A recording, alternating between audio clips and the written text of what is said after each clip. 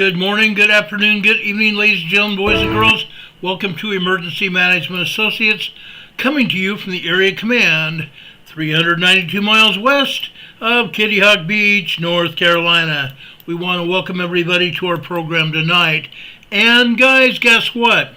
Today is a holiday.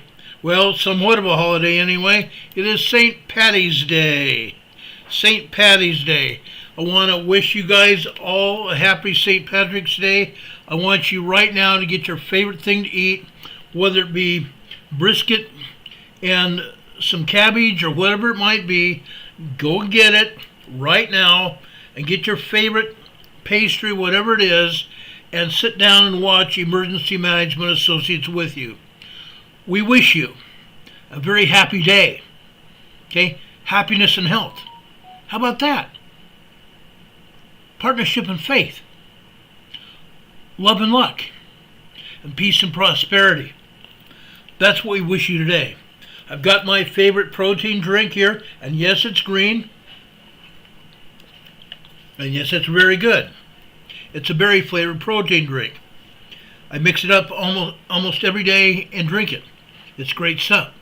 I want to welcome everybody here. George Rashad from California is here. Ann Pickering's here. Renee Steffi's here. Demon Catman is here. How about that? Aubrey's here. We really appreciate you guys being here. Arnold Schmidt from Alberta, Canada is here. How about that? We got a great lot of good people here. Wonderful people. Richard Smith from Nova Scotia, Canada is here. Berlin is here. How about that? We got a great bunch of people here. We are a great united team here on Emergency Management Associates. We have a lot of things we want to talk about tonight. So buckle down, get your favorite Irish food out, whatever you want to drink, whatever you want to eat, and sit down and watch our program tonight. We have a lot of fun put in here for you. So buckle down and have a good time tonight. Okay? First off, I want to talk about weather. Most of us often want to talk about weather.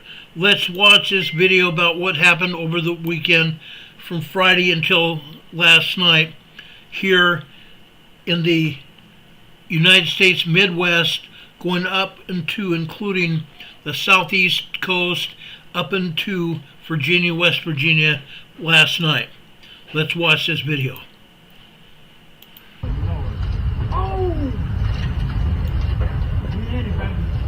A deadly and destructive weekend unfolded across the United States. This graphic we put together shows you. Sorry about that, guys. I didn't know that was going to happen.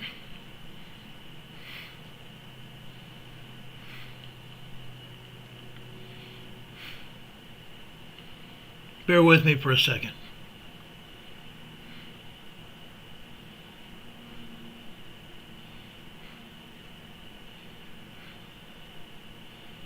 The 3 straight days of storm damage. It started on Friday with tornado and wind-fueled fires across Texas and Oklahoma. It stretched into Sunday with severe storms across the Northeast. At least 40 people are dead after powerful storms ripped through the central and southern United States. The storms, which included violent tornadoes, wildfires, and dust storms, have left widespread devastation. Since Friday, there have been over 900 reports of damage, which includes tornadoes. In fact, Friday and Saturday alone, right now, around 80 tornadoes. That number is preliminary, and I'm afraid that number will be going up over the next couple of days. Okay, 90 tornadoes, at least 42 deaths now. 42 people have been made unalive as a result of this fantastic, and I believe it may have been even a man-made storm. Started Friday, started over the Midwest and southwestern Texas. It spread southwestern Texas and Oklahoma, with fires as well spread by the magnificent high winds. Upwards of 70-mile-per-hour winds ripped through Oklahoma and Texas, and we're still fighting a blaze that's now over 6,000 acres big. 6,000 acres, still burning. Incredible. Incredible. This may have been a man-made storm. It's happened before. It happened September last year. Unreal. 80 tornadoes, 42 people have died. Millions of acres of property have been destroyed. Incredible. Absolutely incredible. Wildfires are still ongoing. Life-threatening wildfires outbreak starting again on Tuesday, tomorrow. Going to happen. Going to happen. Life-threatening wildfire outbreaks are expected tomorrow in parts of Oklahoma, Texas, New Mexico, Colorado, and Kansas.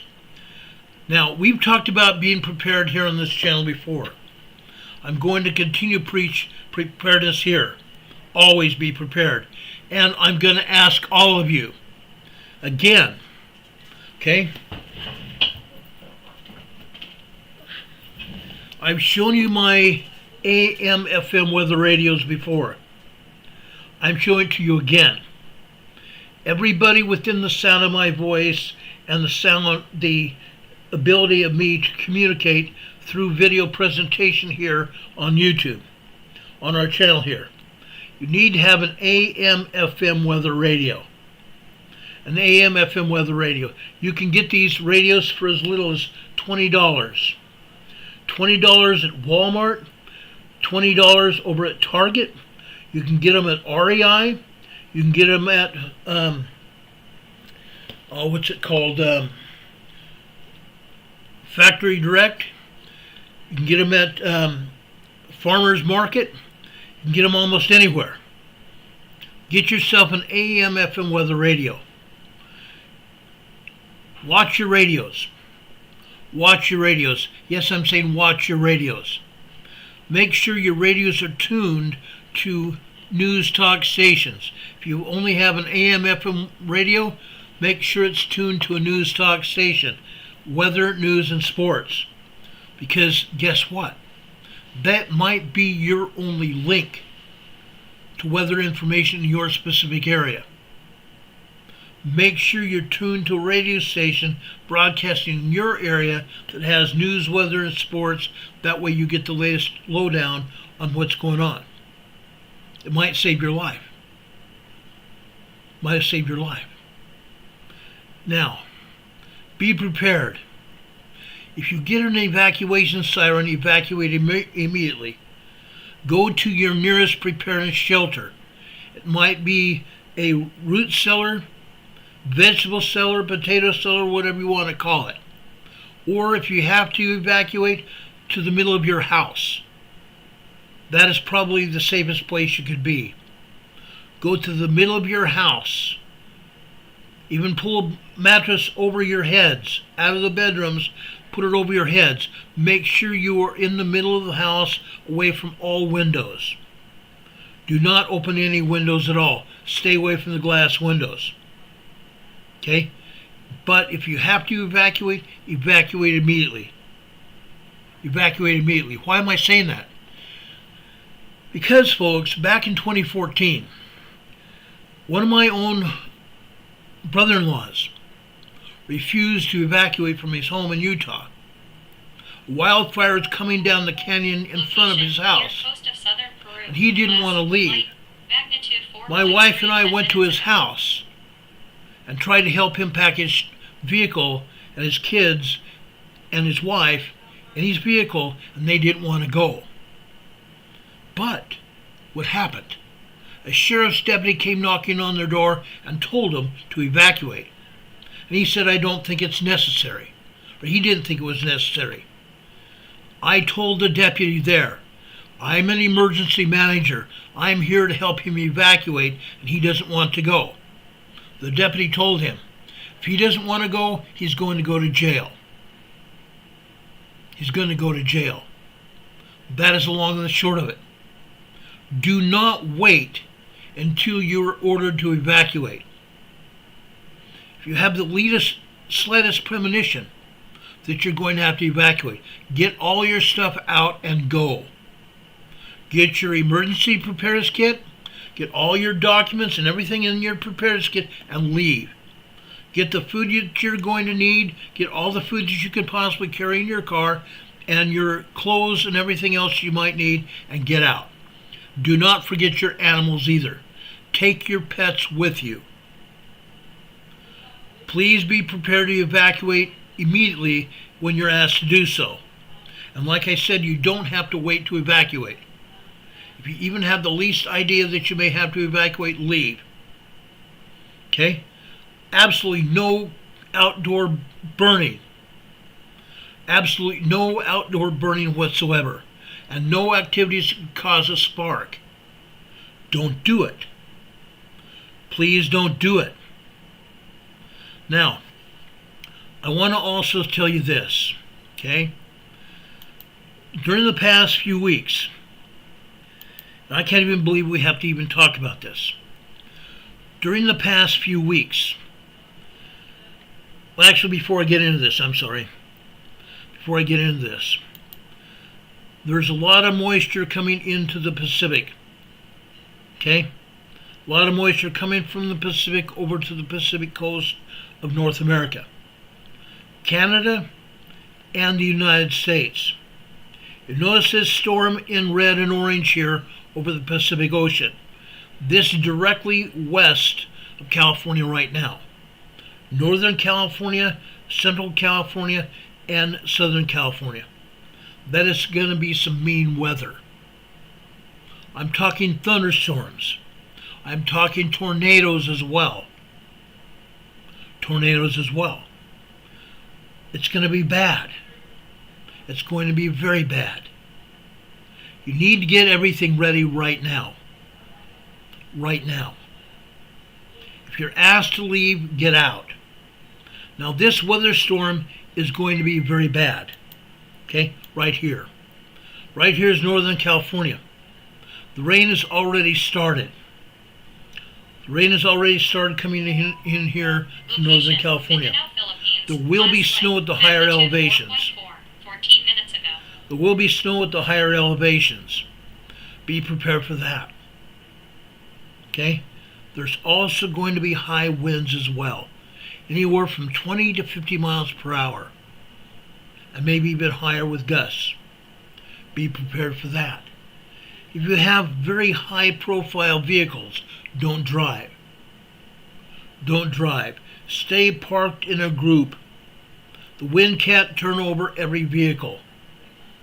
We saw vehicles in Idaho, in Utah, in New Mexico, Colorado turned on their sides during this last storm that came through the Northwest. Incredible. Absolutely incredible.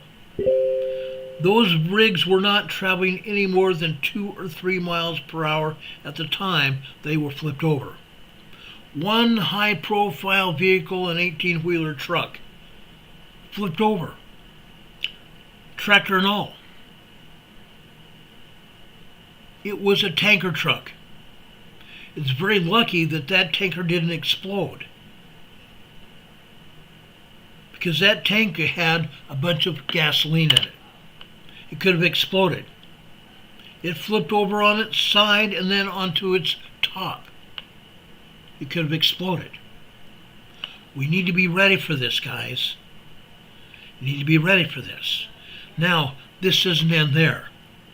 Let me pull another factoid on you. Guess what? We're also going to have snow and freezing temperatures. This colored graph shows you where we're going to have snow and freezing temperatures. This pink area, this is the northern Sierra Mountains of California. We're going to have snow. The blue areas and the white areas, we're probably going to have rain. The purple areas along the coast, rain and possible snow flurries. Rain and possible snow flurries. Okay? Be prepared. All I'm asking you is to be prepared. Okay? Now, I'm going to show you another radar image here. This is from the College of Dupage. Again, you can see the weather coming in from the Pacific coast. Okay? In the higher elevations, again, in the Sierra Mountains of California, the higher elevations over in East San Diego County, in the Chocolate Mountains. Near coast of Central You are Florida. going to have Last night, snow. Magnitude 4.2, 12 minutes ago. You're going to have snow. Going into Utah. You guys are going to have snow as well. Colorado, Wyoming, and Montana, in the Rocky Mountains. You guys are also going to have snow and high winds. Be aware of it. This storm is going to also pass into New Mexico and Arizona. In the higher elevations, you're going to see rain and snow. In the desert areas, you're going to see rain and high winds. Now, like I said just a few minutes ago, coming tomorrow through Oklahoma, Texas, going over into Indiana, Nebraska, Ohio, Illinois, you guys are going to see high winds and possibly even more fire. You need to be prepared. Please be prepared. Now, when this is all done, it's going to continue moving eastbound. We're going to see this weather storm again go into the Midwest, into Texas, going into Arkansas, Louisiana, going into Ohio. Well, we'll start with Illinois, Indiana, Ohio, and move eastbound. Okay? It's going to go over into Kentucky and Tennessee. It's going to go over into Mississippi, Alabama, Georgia, the Carolinas, and Virginia and northern Florida, just like this last storm did. Now, the East Coast is not probably going to get this storm until the end of this week again. The end of this week again. This is going to give you all time to prepare for what's going on. Don Patokas here in the chat saying Salt Lake City, Utah is expecting 6 inches in the valley in the next 36 hours. 6 inches in the next 36 hours. Everybody needs to get ready, guys. I'm telling you, you need to be ready. Christina's saying May 27th, 25, fire events. You're absolutely right. You are absolutely right. Richard Smith says, please, no more snow. I agree. A lot of areas are going to get more snow and high winds. You can see the snow going through British Columbia, Canada, Alberta, and the Saskatchewan, and over in Manitoba, and points east. Okay, this is going on. It's also going to go into the northern tier states here in the United States, and it's going to push into the northern tier states in the East Coast. Be prepared. Be prepared. We can still see snow in the upper northern parts of the United States and Canada. Be prepared. Okay? Now, what is pushing this? Someone just a minute ago mentioned plasma radiation. Yes, we have solar flares on the sun. Solar flares on the sun, which pushes plasma radiation out into space. When that plasma radiation reaches our planet, it enters through the geomagnetic zone that's out there to protect our planet. It starts going through our atmosphere. As it does that, the plasma radiation heats up the atmosphere. It causes storms, doesn't it? When it reaches the surface, when the plasma radiation hits the surface, it's heating up the plates, it's heating up the earthquake faults. We're going to continue to see these high magnitude earthquakes. I'm talking 6.0, maybe even a 7.0 major earthquake. It's going to happen. It's a matter of time. Be prepared. We've seen this happen time and time again. Okay? These are natural events. They do happen. And I believe they're going to happen again. Now, does anybody have any questions about that? Cowboy Rogers says, thank you all for tuning in, sharing Ron's video. Thank you very much, Roy. We appreciate that. We really do. Please, folks, share this video all over the place. Share it to your family, your extended family, your friends and neighbors. the people you work with, and also your social media contacts here on the social media. Everybody needs to see this video. It's important. There is no information that's not important today. Please share it far and wide. Also, give us a thumbs up. That's also very important. Don't just stay here for 10 or 15 minutes. Watch the entire program. Otherwise, it's of no use to you or anybody else. Watch this program. There's nothing here that's not important. Okay? Watch it throughout the entirety of this video. That's very important. Together with the thumbs up. The time you watch the program and the number of people watching this program. It all ties into an analytical factor that YouTube uses to ascertain whether they're going to allow anybody else to watch this video. That's why it's important. Okay, please watch this video. Also, to subscribe to this video, click on that little subscribe button just below this video today. Click on that and subscribe. If you're not subscribed, please subscribe. Those of you that are already watching this video, make sure you're still subscribed. YouTube has been unsubscribing people for now 2 weeks. We lost 12 subscribers in the past 2 weeks because of YouTube unsubscribing people. Make sure you're subscribed, and when you subscribe, there's a little notification button, a bell. Click on that little bell. That will get you notified when we come on the air. Click on that notification bell, and when you do, there will be a drop-down menu of 3 items pop up. Click on the word ALL, all. That should get you notified when we come on the air. Okay? Then Volcano says it's cloudy in Northern California. Yes, it is. I just showed you the cloud base on the Doppler radar right here. This shows all the clouds coming in off the Pacific coast. Okay? It's going to continue. Now, I appreciate Richard Smith here, who's in our chat almost all the time, and we give praise to him because he keeps telling us of earthquakes that are happening around the world here while we're on the air. Really appreciate that. He's talking about a 3.2 small quake on the North Island of New Zealand just hit. It's sad but true. The cotton-picking federal government, the United States Geological Survey, doesn't tell anybody when earthquakes hit. Rarely do they ever.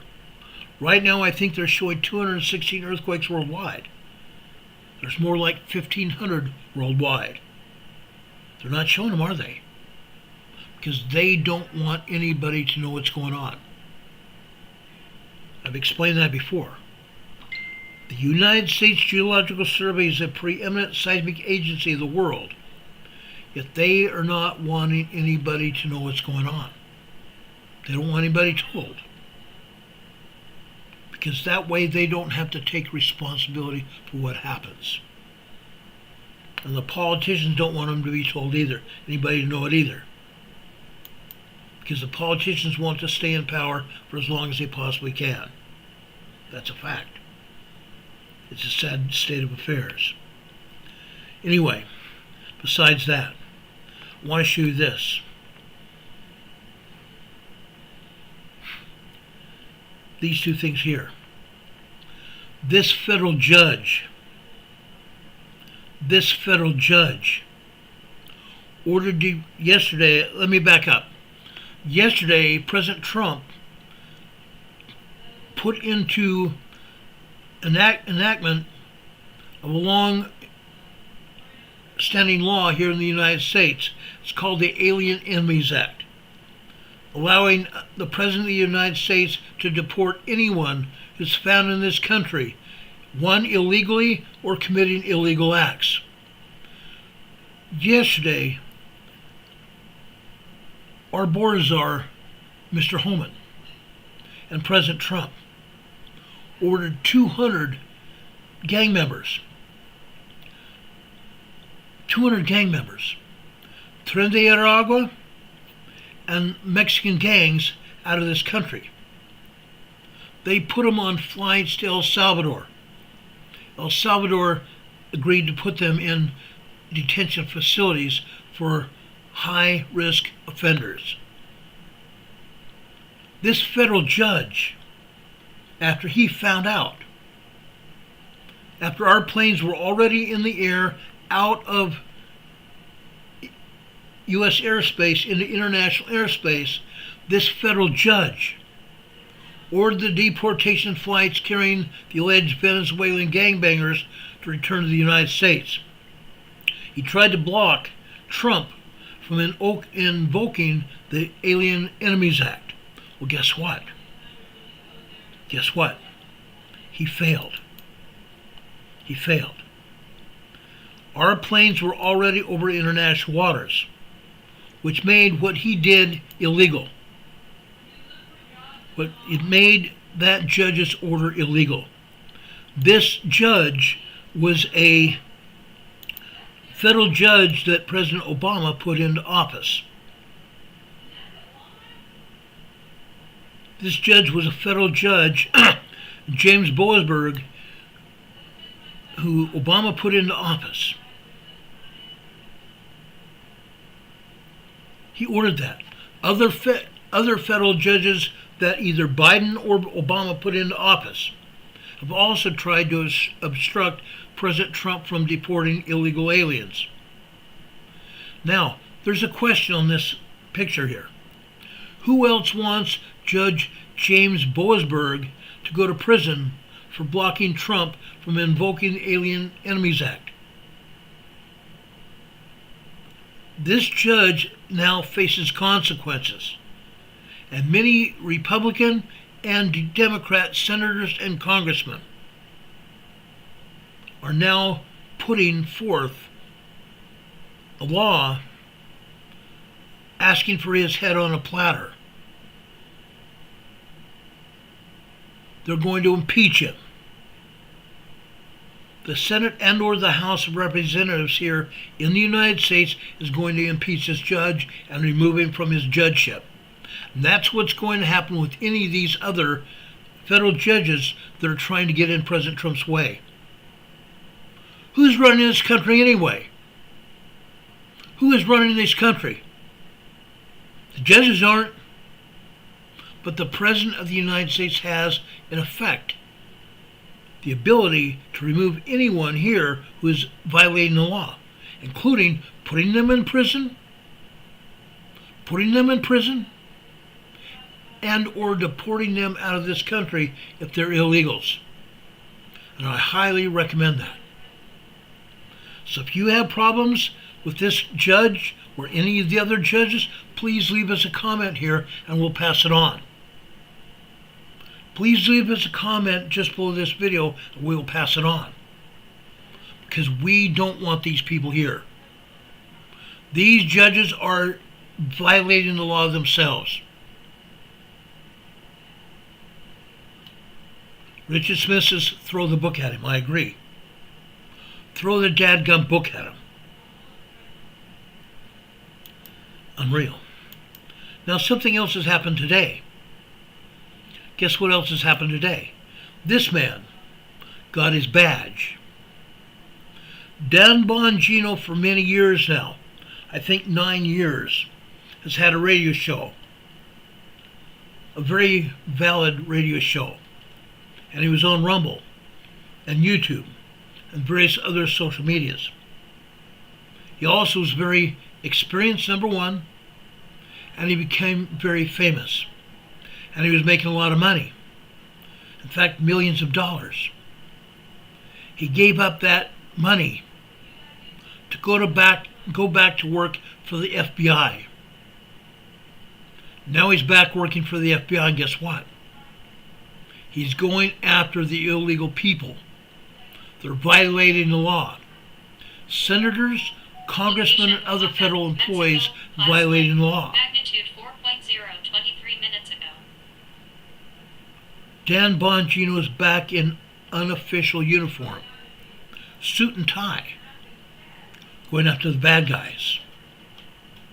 Dan Bongino, Godspeed, brother. I've got your back. I've got your back. I want to talk about something else. We talked about these earthquakes over in the Aegean Sea several weeks ago. Guess what? We're having more and more earthquakes happen. You can see the number of earthquakes indicated by dots on this map. Earthquakes are continuing to happen. Why? These earthquakes in the Aegean Sea are resulting from magma beneath the surface. Magma underneath the ocean here. This magma is pushing through the ground rock, pushing through the bedrock. And as it tries to push through the bedrock, it's hammering away at the bedrock, trying to force its way to the volcanoes. As it hammers away at the bedrock, it's causing fracturing of the rock. The fracturing of the rock is causing earth movement, earthquakes. That's what's going on here. Now, today there was a 4.1 earthquake. A 4.1 moderate earthquake. It was out in the middle of the Aegean Sea. Nobody felt it. Yes, some of these earthquakes that have been closer to land, on land, have been felt. But most of them are tremors. Most of them are minor earthquakes. They're not being felt at all. Occasionally we'll get a 3.2, 3.5, 3.6 earthquake. Today was a 4.1 out in the ocean. It was not felt. There are quite a few people that have gotten their shorts in a knot over this. Quite a few people have gotten their shorts in a knot. One person here on YouTube got her shorts in the knot. Now, folks, I'm not going to name names. I don't believe in doing that. But on the same token, we don't need to get our shorts in a knot over this. When something happens, that is a time to start worrying. Right now, these are minor tremors, minor earthquakes, and an occasional small and even a moderate earthquake, such as happened today, a 4.1 moderate earthquake that USGS is calling light. There is nothing light about a 4.1 earthquake. There's nothing light about a 4.0 to 4.9. Those have been moderate earthquakes for a very long time until last year. This time last year, USGS changed the status of some of these earthquakes. Anywhere from 4.0 to 4.9, they've been calling them light earthquakes. Like I said, there's nothing light about a 4.0 to 4.9 earthquake. They cause damage. 4.0 to 4.9 can cause damage. They can cause plates and glasses to rattle around in the cupboards, shaking into each other, causing those plates and glasses to either break and or fall out of the cabinets and break during their fall. They can cause photos and frames of pictures falling off walls. They can cause books and bookcases and knickknacks on shelves to fall off the shelves and break. As I said before, I've talked about this many times. A 4.5 earthquake happened in 2014 in Los Angeles. I believe it was a lot larger quake. That happened about 8:30 at night. About 9 o'clock, I got a call from the Emergency Operations Center in LA asking me if I would come to Los Angeles to help them with the earthquake. I'd already seen it on KTLA in Los Angeles via satellite. At the time, two of their anchor people, a man and a woman. The man was a guy named Carlos Amezcua, one of my friends that used to work for San Diego TV station. He was the main anchor. He told his partner that they needed to get underneath the desk because all of the lights above them were flying all over them in case they fell. So they dove under their news desk. Meanwhile, the cameras focused up at the ceiling of the news studio and showed the lights in the studio waving all around above them.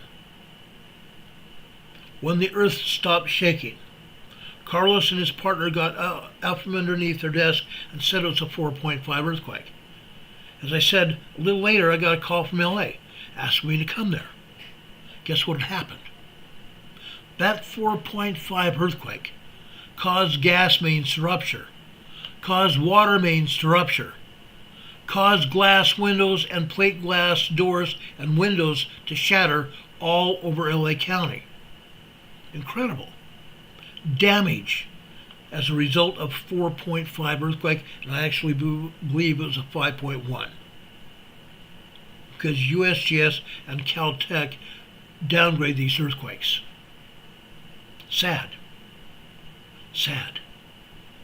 Richard Smith is here in the chat saying seismic reverberation is paving major earthquake highways deep in the earth. I agree. I agree. Lena Volcano says, I haven't felt an earthquake while others have felt it. Yeah, that happens. That happens. What I'm asking you to do is to be very cautious. Be very cautious. While at the same time, those of us that have social media and are able to do something about it, let's not go overboard on these earthquakes. Yes, they are happening. Keep an eye on it. Don't go overboard about it. Okay? So far, we all know that this is magma beneath the surface. They first tried to tell us it was seismic energy. Regular fault and plate fault energy. Guess what? Most of it is wrong. This was magmatic. Yes, there are 2 fault zones related to plate movement. Tectonic plate movement. But it wasn't the fault zones, it's magma beneath the ground here. And most of these earthquakes are only 2 to 4 miles deep. 2.2 kilometers to 5 kilometers deep. 6 kilometers deep. Okay? Yes, we're going to keep an eye on it, but let's not get overly excited. Yes, people have been evacuated from islands here in the Greek islands. Some people that have had plans to go over here to Santorini and these other islands are now going elsewhere. Yes, that might be a good idea. That might be a good idea because the Greek government has already evacuated their own people from some of these islands. Yes, these were tourist islands. Tourist trap islands.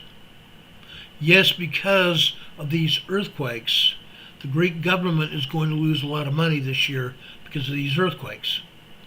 But it's better be safe than sorry. Let's not get too excited when it's only a 4.1 or even a 3.0 earthquake. It shakes, yes. But is it doing any major harm where we need to evacuate and be overly concerned about it? No. I'm always going to tell you the truth. I'm always going to be erring on the idea of being cautious rather than sorry. I'm always going to be there. And I will tell you when something's going to happen. When I believe something's going to happen that we need to be very concerned about, I will be the first one on the air to tell you about it. But let's be reasonable here. Yes, we know this is magma, not tectonic plate or fault movement. It's not. It's magma. USGS was calling it wrong when it first started happening here. They told the Greek authorities, oh, you don't have to worry. You don't have to worry. That's fault movement. They did not want anybody to believe what's going on. I believe the USGS knew what was going on. We have satellites. We have ground penetrating radar where we can see into the magma chambers and see what's going on. Okay? Let's know what's happening. Let's err on the side of safety, but Let's not go crazy with this. Let's not go crazy with this. Okay? Now,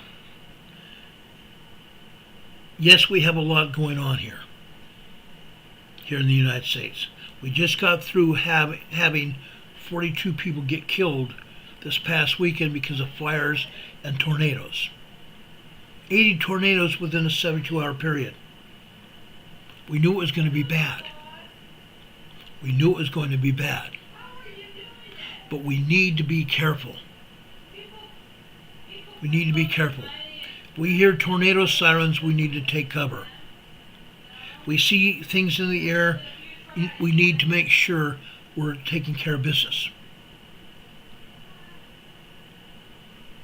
When we know that there's going to be tornadoes and high winds, we clean up our yards. We make sure that the wind can't pick things up to blow them into our walls or in through glass windows as well. And know when to take cover.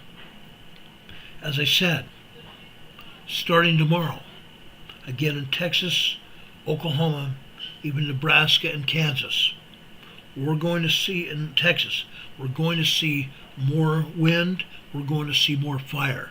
And there's a possibility of tornadoes as well. Be careful.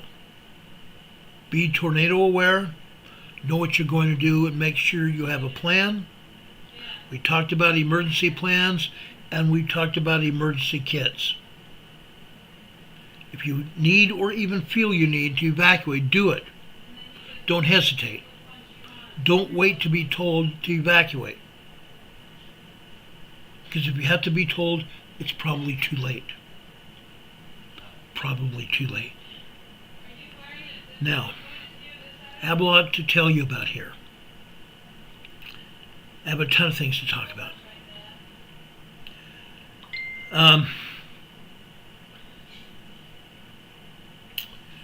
Almost don't even know where to go here. Let's go over here to Ben and Johnson. During this past weekend, we found out that Biden had not signed personally documents, valid documents that would invoke laws. But his people did. In one such case, one document that was signed supposedly by Biden was not signed by him. One of his documents that was supposedly signed by him was signed by a signature machine, what they call an autopen. Biden wasn't in Washington, D.C. He was in the U.S. Virgin Islands. The document that the autopen signed said that it was signed by Biden in Washington, D.C. Biden was nowhere to be found when this document was signed. Let's let Benny Johnson talk to us about this. Is a post from President Trump early this morning about the autopen scandal. Now, this is something that we've been covering for quite a while on the program, but it is something that President Trump has really focused in on as of late. Now, of course, our show is very biased towards telling the news in memes, and so let's begin with the meme that President Trump posted. That really gets to the heart of the issue here. Donald Trump, with the wall of presidents over the last decade and a half, here we go, 2017, you have President Trump in his first term. As of course, before Donald Trump went mugshot chic, Donald Trump, 2025 to president, what happened in between was a robotic pen. If you're unfamiliar with this scandal, what is happening here is there's a full-scale investigation that has found that Joe Biden did not sign any documents in his presidency. This raises some major constitutional questions that we'll get to in just a moment, but how did it happen? There's a system called autopen that effectively inputs a signature and then allows for that signature to be placed on any document that's fed into the machine. And what the oversight investigative group found was that this autopen has been used time and time and time again to effectively sign executive orders, laws, pardons, commutations. You'll note that when you place a signature on a piece of paper, it's similar. And it... Okay, you see this signature that has a circle around it. That is Biden's signature. The other signatures here are done by autopen. It typically follows the same junctures, right? The ups and the downs and the swoops and the letters. You can identify people's handwriting. But there's no two signatures that they're the exact same. Go ahead and check your checkbook or wherever you sign documents. We have a member of our staff who's currently buying a house, signing a lot of documents. Your signatures are never exactly a match. They never do what's happening right now on your screen, where they completely overlay perfectly all together. That never happens. So what's going on here exactly? What's happening? What scholars are saying, doing this research, is that Joe Biden clearly didn't know that he was signing various documents, incredibly important documents from his administration. Now, this, of course, comes as no surprise to any of us who've watched Joe Biden in his fake White House, watched Joe Biden get dolted around the stage by Jill, watched Joe Biden grabbing that clip. I want that clip of Joe Biden, his final cabinet meeting, where Jill Biden took over. Get me that. Okay, what he's talking about is a cabinet meeting where Jill Biden literally took over the meeting. Biden said a few words and handed it over to his wife. That and Joe Biden in the fake White House. The entire administration was like a practice in humiliation to the American public and the American people. Joe Biden getting led around by the nose and being inside of a fake White House for the... Why wouldn't you just use the Resolute desk inside of the Oval Office, the most powerful office in the world? There are various seats of power all throughout the globe. There's the Reichstag, there's Buckingham Palace, there's Kremlin, there's various parliaments and congressional buildings all throughout the planet. But nothing holds the kind of power that the Oval Office has, and they never let Joe Biden use it. What does that say about who Joe Biden was? What does it say about this system? Do you have the fake Oval Office? Yeah, okay, all right. What does it say about him? And when we were live a couple weeks ago when Joe Biden was giving Donald Trump was giving a cabinet meeting. First one. And it was like a 3.5 hour extemporaneous romp. It was really fun to watch. It was very entertaining. Elon Musk kind of took over half of it, and then he went through, and you have all these cabinet secretaries, and everyone's jousting and gesticulating, and J.D. Vance jumps in there, and RFK jumps in there. But, like, what's with Joe Biden's cabinet meetings? Like, what's going on with these? No, not that clip. No, not that clip. I want the clip of Joe Biden, not that one. I want the one of Joe Biden throwing to Jill. We need to have Joe Biden's, like, opening responses, because you have to understand, like, what we've all been through. Here's Joe Biden at the fake Resolute desk. It's like a teeny Fisher-Price desk. They did this. The Resolute desk in the Oval Office is huge. It's about 5 feet long and 3 feet wide. This desk that Joe Biden is seen sitting here at might be 3 feet wide, 3.5 maybe. A fake picture. This is typically what we've seen Joe Biden at during his entire presidency. Only once or twice was he ever at the Resolute desk. It's to humiliate him. They did this to humiliate our country.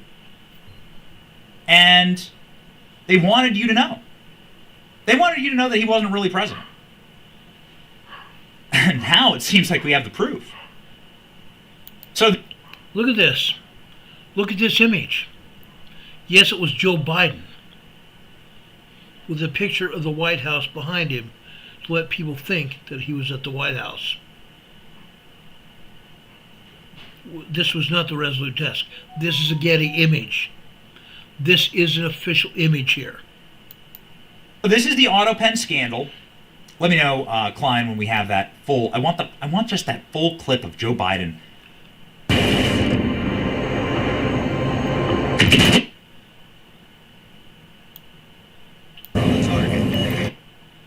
It's hard to believe that it's real. I know that we posted it on X. It's hard to believe that it was actually real, that we lived through this. Joe Biden at his cabinet meeting. But, oh, there it is. Okay. Okay. Before we move on, I just want to let you, here was the state of Joe Biden at the very end, all right? This is particularly bad. We are cherry picking here because we're choosing the very end of whatever you want to call his hospice residency at the White House. But check this out. Does this seem like a guy in his right mind, though?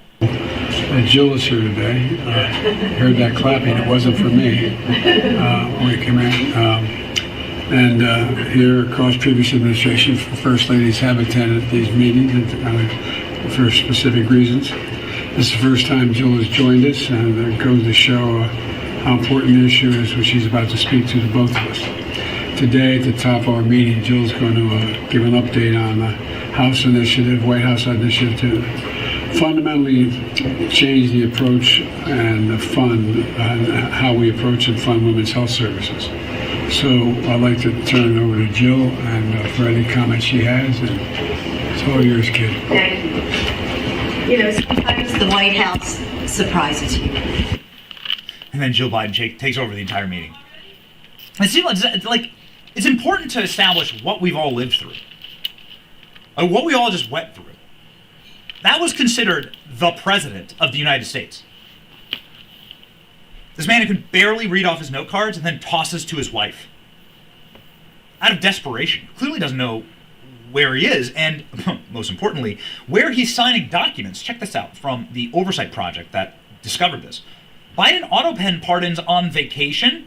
Who's behind this autopen on 12/30 of 2022 that pardoned 6 criminals with the exact same autopen signature while Joe Biden was vacationing and golfing in the U.S. Virgin Islands, so he wasn't even stateside. He was hundreds of miles off our coast. Note, they all say they are signed in the city of Washington. Our autopen investigation continues. The hell is this? So let's click through. There it is. That's the autopen signature. These are the commutations there and the pardons for dangerous criminals. Here's a photo of Joe Biden taken on the exact same day, golfing at the Buccaneer in Christiansted, U.S. Virgin Islands, December 30th, 2022. Here he is, golfing. He was not signing or doing anything, and every single one of the signatures say signed in Washington, D.C., and every signature was an exact match. So at what point do you ask the question, do these withstand legal scrutiny? Are they real? We just lived through a fake presidency. This was all being fed into a document signing machine. Joe Biden had no idea. And if he has no idea that he's doing it, then clearly the Constitution says they're not valid. This is a real scandal. It seems like Donald Trump is very much looking forward to getting to the bottom of it. Here we go. The post that broke the internet this morning. The pardons that sleepy Joe Biden gave to the Unselect Committee for Political Thugs and many others are hereby declared void, vacant, and of no further force or effect because of the fact that they were done by autopen. In other words, Joe Biden did not sign them, but more importantly, he did not know anything about them. The unnecessary pardoning documents were explained to or approved by Biden. He knew nothing about them, and the people that did may have committed a serious crime. Therefore, those in the Unselect Committee, those who destroyed and deleted all evidence they obtained during their 2-year witch hunt of me, and many other innocent people, should fully understand that they are subject to the investigation at the highest level. The fact is, they are probably responsible for the documents that were signed on behalf, without knowledge or consent, of the worst president in history of the country, crooked Joe Biden. Okay? Understand that. Now the FBI has gotten through it. Those signatures do not mean validity. Those signatures he's talking about there don't mean validity at all. Not at all. And yet, Joe Biden did it. Joe Biden did it. Let me give you some more information here. It is 2025 now. If you're not wearing glasses that you can...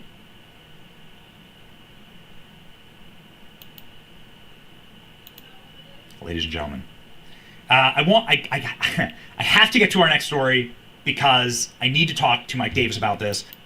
Yipping and yapping all over the place. For the first time ever, you're going to see something. You're going to see Dr. Fauci shaking. Watch. Want to understand that if you look at those viruses, and that's judged by qualified virologists and evolutionary biologists, those viruses are molecularly impossible to result in SARS-CoV-2. Caused the pandemic. We're saying they are gain-of-function viruses because they were animal viruses that became more transmissible in human, and you funded it. And you admit the truth. And you. Okay? What happened? Fauci provided the funding along with Bill Gates. Fauci and Bill Gates provided the funding for the gain-of-function research in Wuhan, China, for the COVID virus. And in fact, guess what? It's already found out even 2 or 3 years ago that Bill Gates developed this virus. Bill Gates developed this virus. They tried to pan it off as a bat virus. A bat virus from a meat market on the streets of Wuhan, China. It was not. Bill Gates and Fauci made this whole thing up. Bill Gates and Fauci funded it. Fauci took money from the National Institute of Health, provided by USAID. USAID. Bill Gates, who also developed the virus, also developed the vaccine for the virus. It's a fact. A true fact. You can see here on this video that Fauci was very concerned. He was shaking because the United States Senate was taking him to task, and he knew they were correct. Fauci was lying. Now Fauci, who was pardoned by Biden, is in a lot of trouble. Fauci and the entire January 6th committee are in a lot of trouble. And every one of those people that Biden pardoned are in a lot of trouble. Because now our present Attorney General and Kash Patel and Dan Bongino are investigating Fauci and the entire January 6th committee for violations of the law. Bill Gates and Fauci will probably be going to prison because of what they've done. Richard Smith's here in the chat saying, how many times have these swamp creatures done terrible, awful stuff? It's time they pay. I agree. I totally agree. Now we may see that happen. You implying... Paul, your time has expired, and I will allow witnesses who come... You've never seen it. Hundreds of thousands of hours of Dr. Fauci interviews, some of them kind, some of them not. You've never seen Fauci shake like that. They caught him. Rat's been caught. He got a pardon from Donald Trump. What? I'm sorry, he got a pardon from Joe Biden, correction. And it's Donald Trump saying that pardon is null and void. Why would you pardon Dr. Fauci? What admission of guilt? I mean, how much more can you admit to? He straight up says he's about to release a virus. He says it on camera he's about to release a virus during President Trump's administration. He promises it. Ladies and gentlemen, I have to get to our next story because I need to talk to Mike Davis about this. amazing thing that happened over the weekend. But man, this autopen scandal, this ain't going anywhere. This is going to be very, very juicy and very, very interesting. And man, talk about effing around and finding out. They installed Joe Biden. He's clearly, utterly, and totally non-compos matus. And they lied about it. And now they might not even be able to get their pardons. They might have everything overturned. We'll see how far this goes. Okay, here we go. White House blasts judge for attempting to halt deportation flights to El Salvador. No lawful basis. Oh yeah, baby. This happened this weekend where a judge, a federal judge, said that flights carrying third world criminal rapists, terrorists, and gang members had to turn around in order to come back to America. So we must re-import criminal aliens who are dangerous murderers and rapists. Democrat judges are now ruling that they actually have to come back to America on their way out.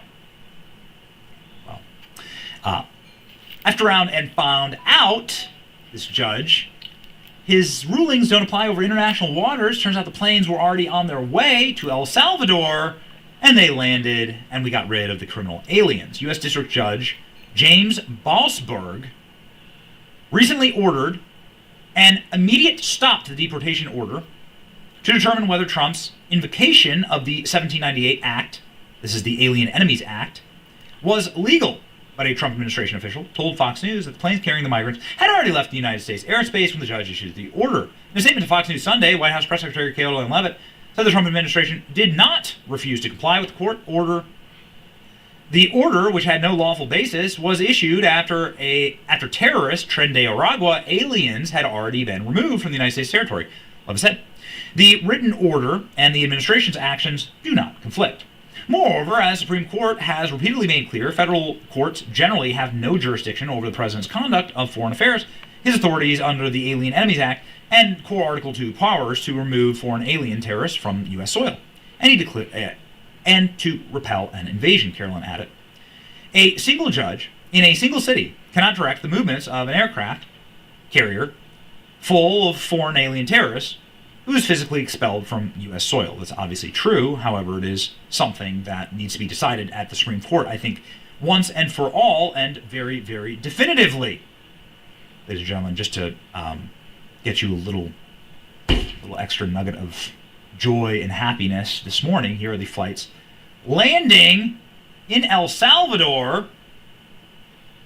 These criminal aliens being taken to the single harshest, most secure Okay, before he continues here, and this happened on the U.S. side as well, every place where one of those illegal alien gang members were moving, they were being escorted by heavily armed members of the Customs Border Protection, Homeland Security, and the FBI. You notice a number of law enforcement officers forming basically a gangway, not allowing any of these gang members to escape. They were moved off the plane, just as they were put on the plane, they were removed off the plane and taken into custody at a very heavily armed prison that they cannot get out of for at least a year. That's according to the El Salvadorian government. Terrorist holding facilities on Earth. Okay. What will happen at the Supreme Court? Like, this is getting to the point of absurdity. It's getting to the point where it's quite dangerous. I saw a post yesterday morning. At what point will America be at war and a district judge in Washington, D.C. will be approving troop movements on the battlefield? Where's the end to judicial overreach into Article 2? Well, ladies and gentlemen, of course, the man behind the Article 3 project is joining the program right now. Okay, it's unreal. Now you can find out more on Benny Johnson's show. There were several shows he did today with very definitive information. I urge you all to take a look at it. It's very important. But what I'm showing you here is definitive, lawful information done by a lawful president. Not unlawful president that was golfing in the U.S. Virgin Islands and letting his staff sign presidential orders in Washington, D.C. Incredible. Incredible. Does anybody have any questions about anything that's going on? Any questions about anything going on?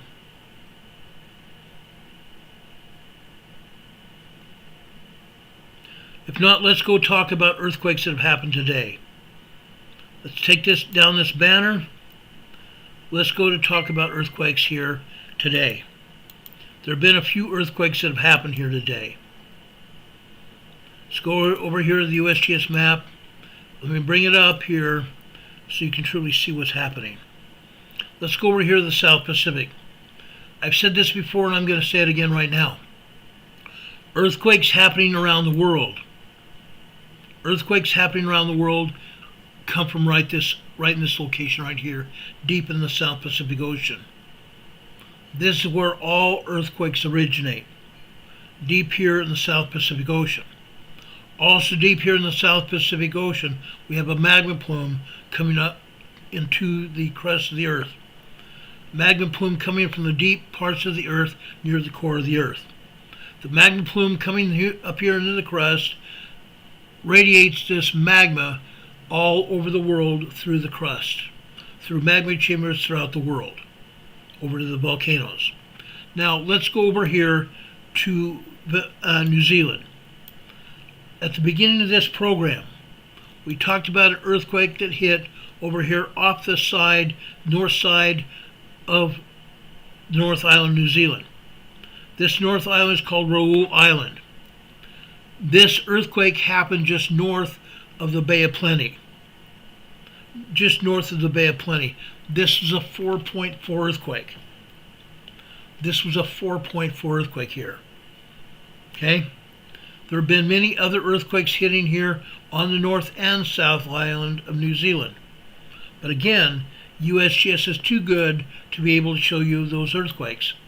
Now I could go over the EMSC map that we do have available. The EMSC map shows about 80% of the earthquakes that hit here worldwide. But because of the USGS, the EMSC is also hiding earthquakes. But I'm showing you this because these are probably the important earthquakes that you need to hear about. Over here, okay, this is south of the Fiji Islands near the Kermadec Islands. The Kermadec Islands are north of New Zealand. The Kermadec Islands belong to New Zealand. However, the Kermadec Islands are unoccupied islands except for seabirds. They are bird sanctuary. Here today we had a 5.3 large earthquake. This earthquake was 6.2 miles deep, 10 kilometers deep. Very shallow earthquake, as most of these earthquakes are. However, we can have deep earthquakes here in the Kermadec Islands. That has happened in the past. Also, 6 years ago, we had 7.2, 7.4, 7.6, 7.8 earthquakes here in the Kermadec Islands. How do I know that? Because I covered it 6 years ago after I come on the air. They started on a Saturday and they continued to occur for weeks. Very major earthquakes here 6 years ago. I believe we're probably going to see it again, probably sometime soon. Up here in the Fiji Islands here, this is 286 kilometers southeast of Levuka, Fiji. Levuka, L-E-V-U-K-I, Fiji. This is a moderate 4.8 earthquake. This is a semi-deep earthquake. 577 kilometers deep. 577 kilometers deep. What does that mean? Deep earthquakes propagate stronger, more shallow quakes. Deep earthquakes propagate. They birth shallower and stronger earthquakes. This 4.8 earthquake here is going to propagate probably a 5.7 large earthquake. It's going to propagate a 5.7 large earthquake. That 5.7 earthquake could happen here in Fiji. It could happen over here in Tonga. It could happen over here near Vanuatu, or even further west into the Solomon Islands, or even over here into Papua New Guinea. But it's going to happen. In the past, we've also seen large earthquakes propagated from here, going all the way over here to South America, Chile and Argentina. Notice here while we have this here, USGS is not showing any earthquakes here in South America. There are 18 earthquakes here in South America. Most of those earthquakes are here in northern Chile and Argentina. But again, USGS doesn't want to show us. Unreal. Hiding earthquakes. Some of these earthquakes are large. And those large earthquakes move north here. Move north along the Andes Mountain Range, the edge of the plate, edge of the South American plate. They move north here into Colombia, and over here in Central America. And this earthquake in Central America is not the only earthquake here. There are 12 earthquakes here in Central America today. USGS shows one. What a joke this is. This is a 4.2 earthquake, also 10 kilometers deep, 6.2 miles deep. We go north here, on the San Andreas Fault here. San Andreas Fault here, guys, guess what? This comes out of Northern California. In this case, this is a 5.5 earthquake. 5.5 earthquake. 10 kilometers deep. Now we will see this 5.5 earthquake move north. It's going to move north here. You can see the San Andreas Fault moves north here into the Gulf of California here. We're going to see this energy move north. This is a mid-range 5 large earthquake. It's going to move north into the Gulf of California and eventually here into northern Mexico and into Southern California. Gonna happen. Gonna happen. Over here in northern Mexico, this is east of Ensenada.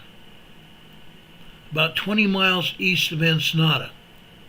This is a 2.1 earthquake here.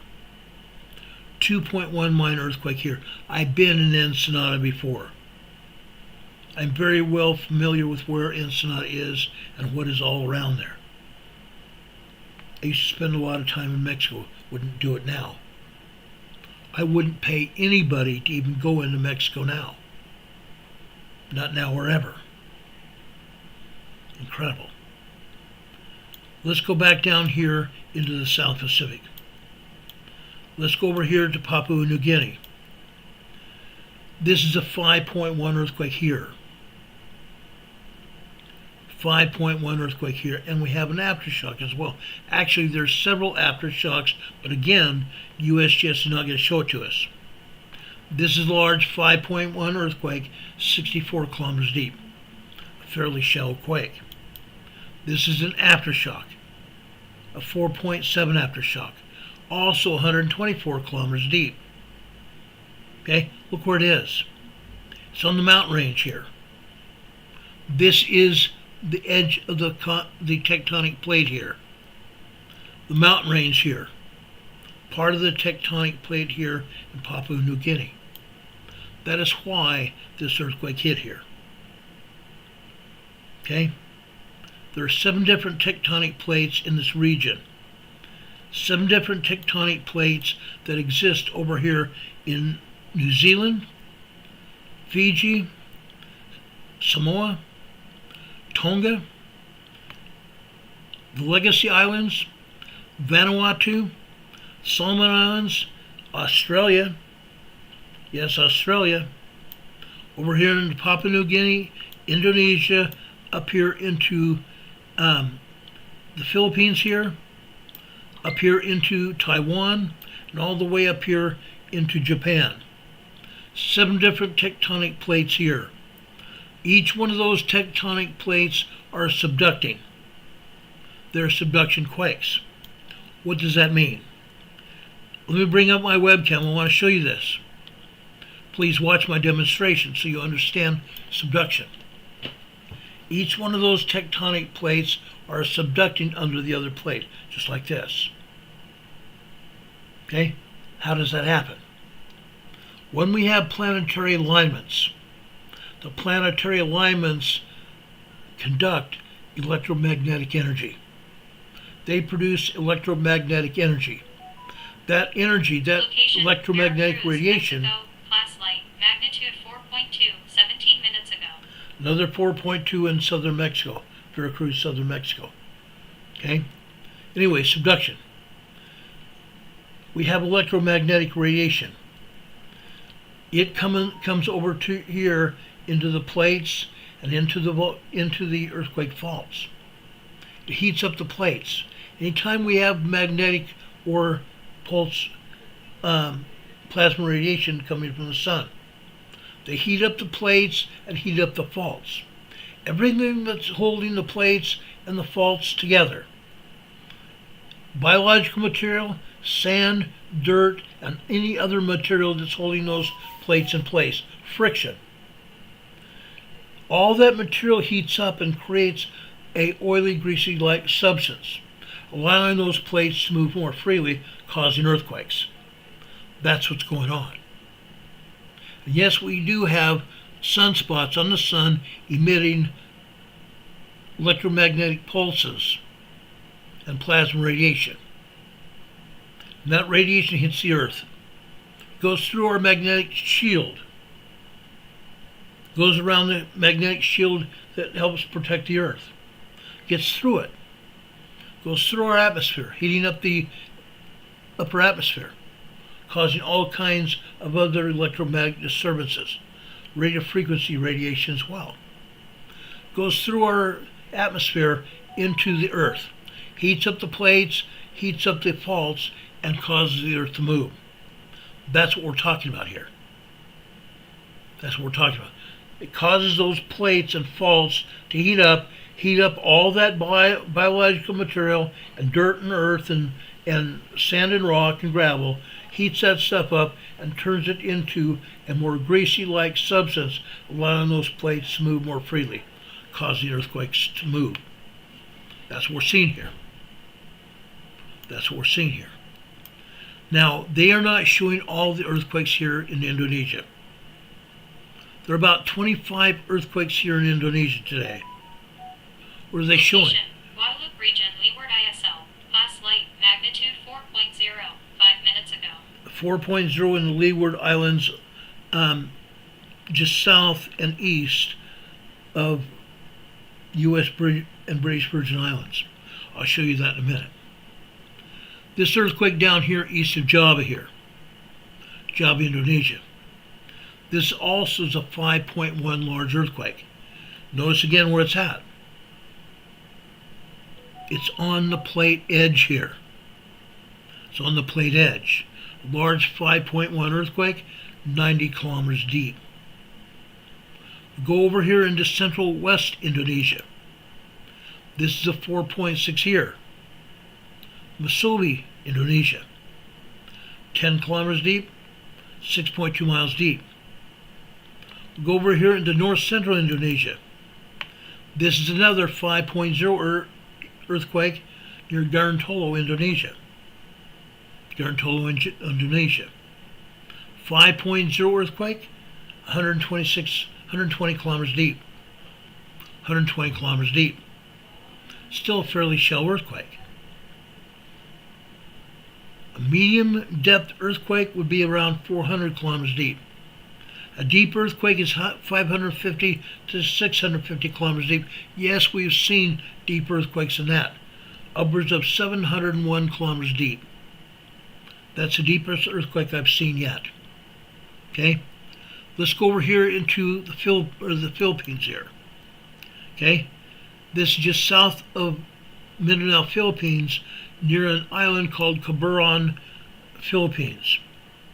This is a 4.4 earthquake, 127.6 kilometers deep. Still a fairly shallow earthquake. This is the largest earthquake here in the Philippines. It's called Mindanao, Philippines. We've had a lot of earthquakes here. Where we see this earthquake here, over off the east coast of the Philippines here, Mindanao, Philippines. About 1 year ago, we had a 7.4 earthquake here. Major 7.4 earthquake here. That earthquake is still shaking this area. This is probably an aftershock of that 7.4 earthquake here over a year ago. This is a 5.2 earthquake, 35 kilometers deep. Now this is 35 kilometers northeast of Mindanao, Philippines. Okay? Now, out here offshore, for the most part, the waters of the Pacific Ocean absorb the shock waves of this quake. I don't believe anybody here on Mindanao, Philippines felt this quake. Yes, we have had quakes right here at the edge of the plate over here on land. We have had. That 7.4 earthquake hit closer to shore. And even if it was just barely offshore like this is, means it was a very major earthquake. It was probably felt here. I know it was felt here because there was some damage here in the eastern part of Mindanao, Philippines here. But this was just a large quake. The ocean waters absorbed the shockwaves of this quake here. I don't believe anybody felt this quake. And these are not the only 2 earthquakes here in the Philippines. There's another 6 or 7 earthquakes here in the Philippines that they're not showing us because they don't believe they have to. They don't believe they have to. Over here in Sumatra, Indonesia here. This is northwestern Indonesia. This is a 5.5 very large earthquake. 5.5 to 5.9 are considered to be very large earthquakes. 5.04, 5.4 are considered to be earthquakes. This is 52 kilometers deep. Very large earthquake here. It hit on land here. It hit on land. Folks, where it hit, we have volcanoes. We have volcanoes here. Now, I have not heard of a volcanic eruption here today. But it could have happened. It could have happened.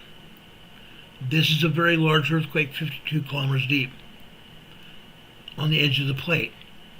See all these mountains here? These mountains are a very large earthquake fault. The edge of the plate here. This earthquake just south of that major earthquake, or large earthquake, was not a major, it was a large. This is a 4.7 moderate earthquake here, an aftershock. 42 kilometers north of a town I can't even begin to pronounce. Padangs. IDEMPUAN. Padang Impon, or something like that. Indonesia. Sumatra, Indonesia here. A large earthquake. This is a 4.7, 10 kilometers deep, 6.2 miles deep. Okay? Now we have one other earthquake over here in northeastern India. Location, Kepulauan and Babar, Indonesia, class light, magnitude 4.5, 38 minutes ago. We had another 4.5, 38 minutes ago in northern Indonesia, Kepulauan Bayu, Indonesia. 4.1 here in northern Indonesia here. Again, it's near a town 24 kilometers west-northwest of a town I can't even pronounce. Okay, India here. Notice they're not showing any other earthquakes, which is a crying shame because there are earthquakes here. There are earthquakes right here. Okay? This is Afghanistan, Tajikistan, and Kazakhstan. There are moderate earthquakes right here. Again, this is the edge of the plate. This Himalaya mountain range here is the edge of the plate. Okay? It comes out of Indonesia right here, where you see this earthquake in western India. Comes out of Indonesia here. Runs up here through Myanmar into India, separating India from China here. It goes all the way over here. And then the plate separates. Here we have one edge of the plate running through the north part of Iran here, going all the way over here to the Caspian Sea, running through the Caspian Sea and coming over here into Syria and Turkey. Okay? Then we have another part of the plate running south here in Iraq and into Iran here. Okay? Running all the way over here south of the Caspian Sea here. Okay? Running all the way over here. Okay? That's how that plate runs. Now they're also not showing earthquakes over here in the the eastern part of Turkey. This is the Turkey-Syria border region. We've had a lot of earthquakes here, and we'll continue to see earthquakes here. The earthquakes that we're seeing today are aftershocks of a major earthquake that hit here 2 years ago. February 3rd, 2023. We had a 9.0, 10.0 earthquake hit here. That earthquake killed over 5,000 people and injured over 5,000 more. We're still seeing aftershocks from that earthquake here in the eastern Turkey, Syria border region. Okay? The Anatolian Fault here. The Anatolian Fault here runs down here through the border region of Turkey and Syria. That's where the earthquake was. We have earthquakes here in northern Turkey, central Turkey, and southern Turkey. You see the fault line, the Anatolian fault line, running into the Mediterranean Sea. It goes around Corsica here. Or I'm sorry, not Corsica, but the, what's it called? Cyprus, the island of Cyprus here. That is the island of Cyprus right there. That Anatolian Fault comes out of Turkey-Syria border region and runs south of the Cyprus island here, goes over westbound over here into the Mediterranean Sea here, still south of the this Greek island of Crete here. And then it runs over here, it continues west and northbound over here on the western side of Greece. Notice they're not showing any earthquakes here in Greece. They're also not showing all the earthquakes over here in the Dokanese Islands here. They're not showing any of the earthquakes here in the Dokanese Islands. Why? Because they, again, don't want to take any responsibility for what is happening here. Yes, we have a lot of earthquakes here in the Dokanese Islands. Okay, Santorini Island right here. Santorini Island right here. And all the earthquakes north of Santorini here. They're magma fed. Magma induced earthquakes. Okay? They're not showing any earthquakes here in Greece. There's 18 earthquakes here in Greece. Almost always. Algeria, they're not showing any earthquakes here. They're not showing any earthquakes up here in Romania. Go figure. They don't want to show anything going on here. No earthquakes over here in Croatia. No earthquakes here in Italy. Guess what? There are. There's tons and tons of earthquakes here in Italy. They're not showing them. Over here. Okay? I want to talk about Mount Etna. Mount Etna. I think I might have a slide here to show you. Let me check here. I know I have a slide. Let me take this map down here and I'll pull up the slide. Okay? The slide I'm going to show you is Mount Etna.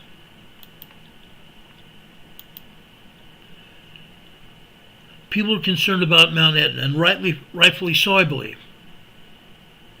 Rightfully so. What is happening here at Mount Etna? Can anybody tell me what's happening here at Mount Etna? It's been erupting, hasn't it? It's been erupting. But something you may not know. See the land area over on the left side of Mount Etna here? It appears to be sliding into the ocean here. Sliding in here into the into the Ionian Sea here. Okay? It is eroding. This side of Mount Etna is eroding. It slides further and further over towards the Ionian Sea every day. About a centimeter a day. At some point in time, this side of the mountain will fall into the ocean here. And as a result, it may create a tidal wave, or what we call a tsunami wave. Okay? But I don't want everybody to get excited about this. Do not get excited about this. This still may or may not happen for a great long period of time.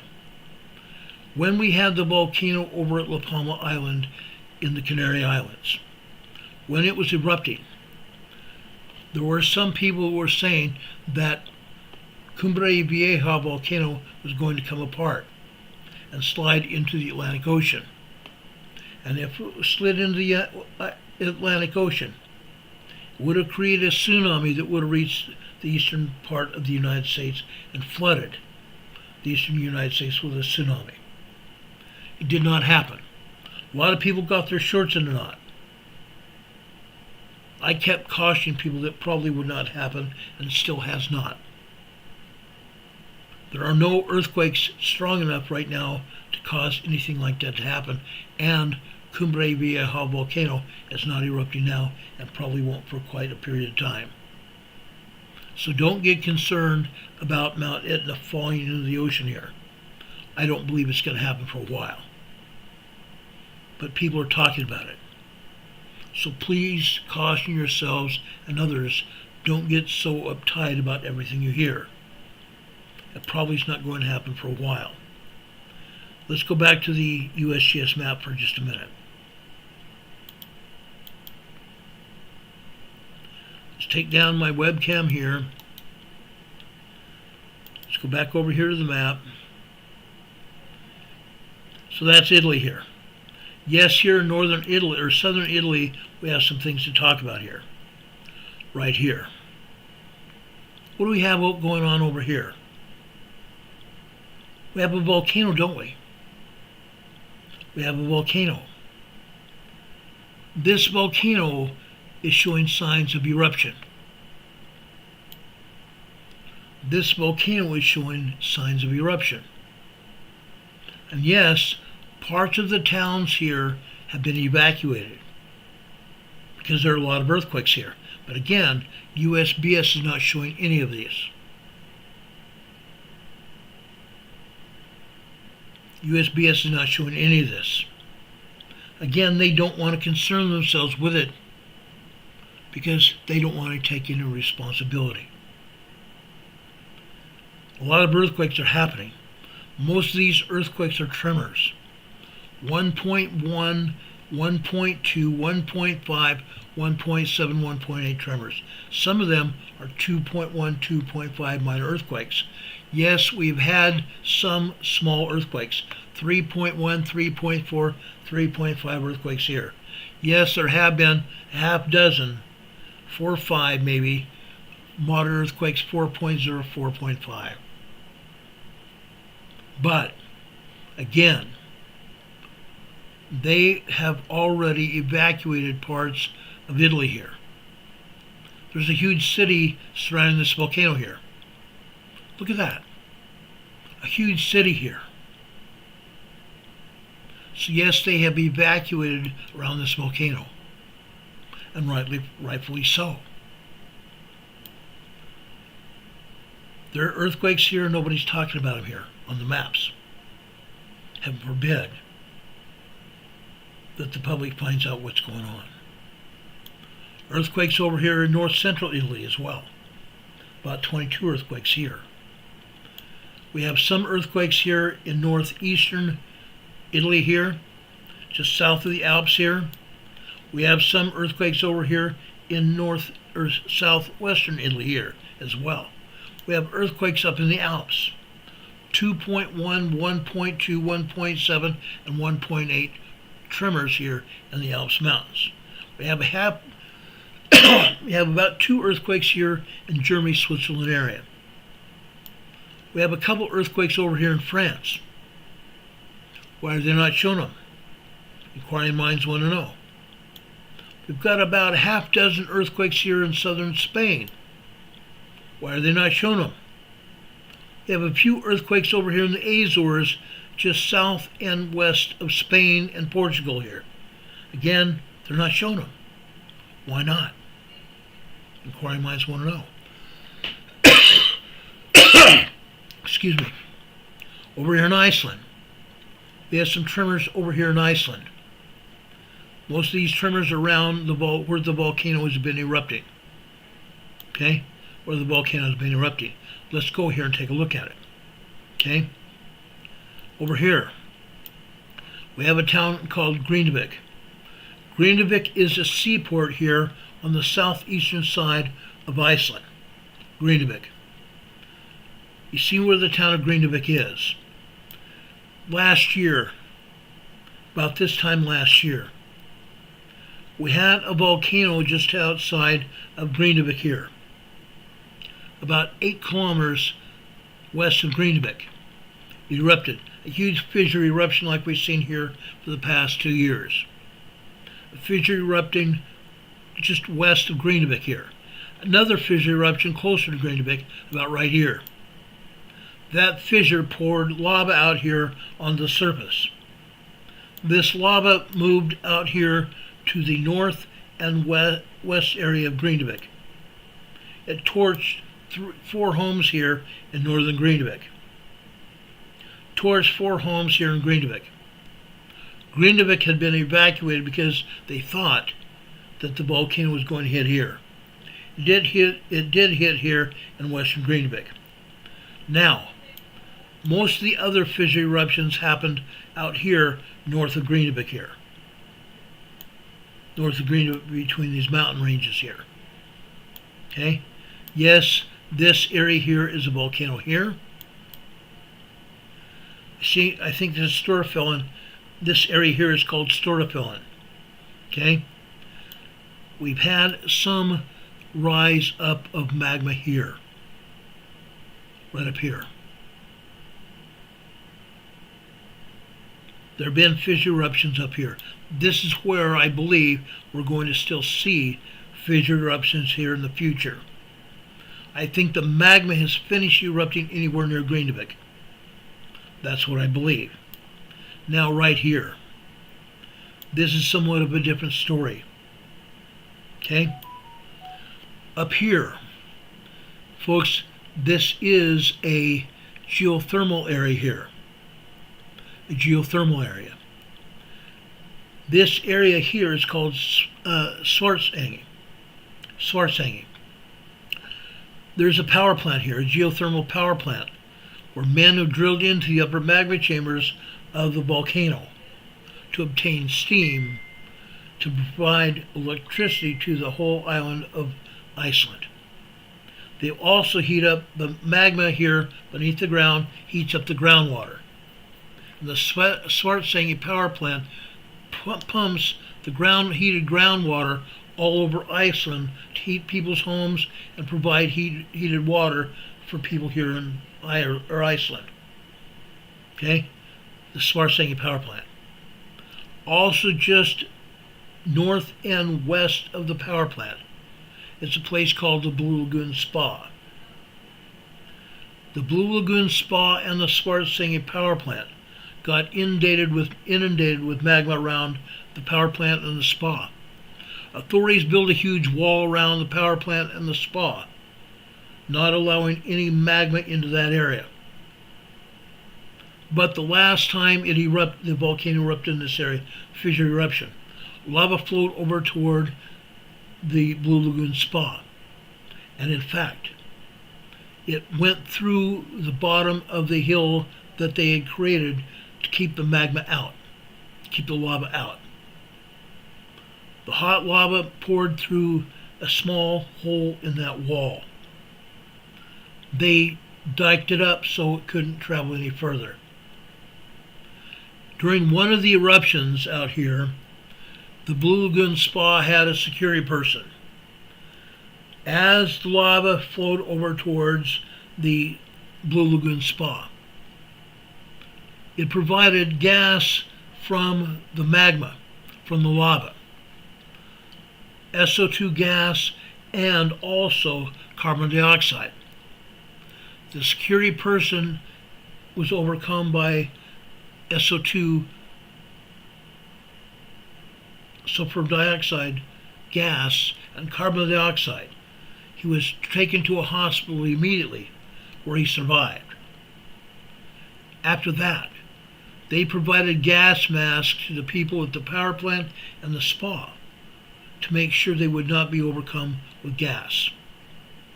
Now both the spa and the power plant are back into operation because right now we have no volcano erupting here.